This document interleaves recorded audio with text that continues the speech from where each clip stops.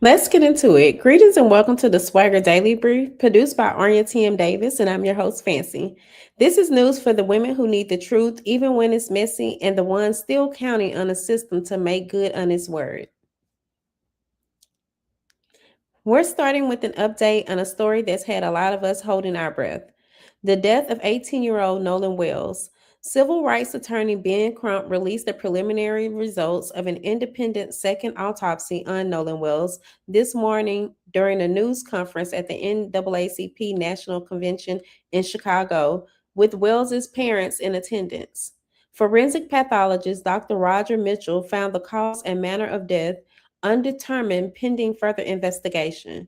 Mitchell said he could not rule out a neck injury because key structures, Wells' trachea, laryngeal cartilage, and hyoid bone were withheld for additional testing after the state's original autopsy and never made it to his exam table.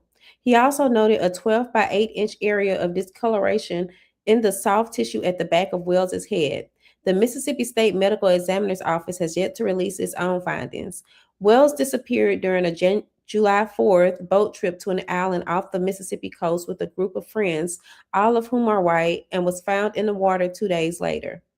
A $125,000 reward funded by Reverend Al Sharpton, Tyler Perry, and Terrell Owens remains on the table for information leading to an arrest. My thoughts? An undetermined cause of death isn't closure. It's a question mark hanging over a grieving family, especially when the very body parts that could answer it were held back before the second doctor ever got a look. I don't need a verdict to tell me that withholding a trachea and neck bones from an independent examiner isn't standard procedure. It's a choice. And choices like that are exactly why Black families stopped trusting the first version of the story. What would it take for you to trust an official investigation into a young Black person's death? And have you seen that trust honored before?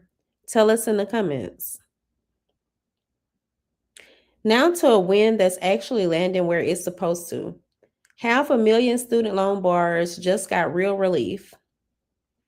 A federal appeals court ruled this week that the education department must move forward with discharging student loans for more than 500,000 borrowers under the Sweet vs. McMahon settlement, one of the largest government settlements in U.S. history, worth over $23 billion. The relief covers post-class borrowers who filed borrower defense claims in 2022, many saying for-profit colleges defrauded them. The department tried to push the discharges past two court-ordered deadlines. The Ninth Circuit said no, unanimously upholding the court's order to move the relief forward. My thoughts? A government that drags its feet on debt relief but never drags its feet chasing repayment tells you exactly where its priorities sit. 500,000 people just got the receipts that they were sold a lie by a for-profit school, and it took a court order to make the department honor its own settlement. That's not generosity. That's accountability. And it took years to get here. If you're one of the borrowers still waiting on relief, you were promised, what's kept you holding on? Tell us where you are in the process. My sources for today were WAFB, the Associated Press, and Forbes. For today's promo, mark your calendar. The Black Women of the Future dinner and awards show is Saturday, August 15th at Vibe Restaurant and Lounge in Silver Spring. We're celebrating the women moving the culture forward, and Swag Black placements are still open if you want your brand in the hands of the room. Spots are limited, so don't sit on this one. Tickets and registration are live on Eventbrite. That's your SwagHer Daily Brief for Wednesday, July 22nd.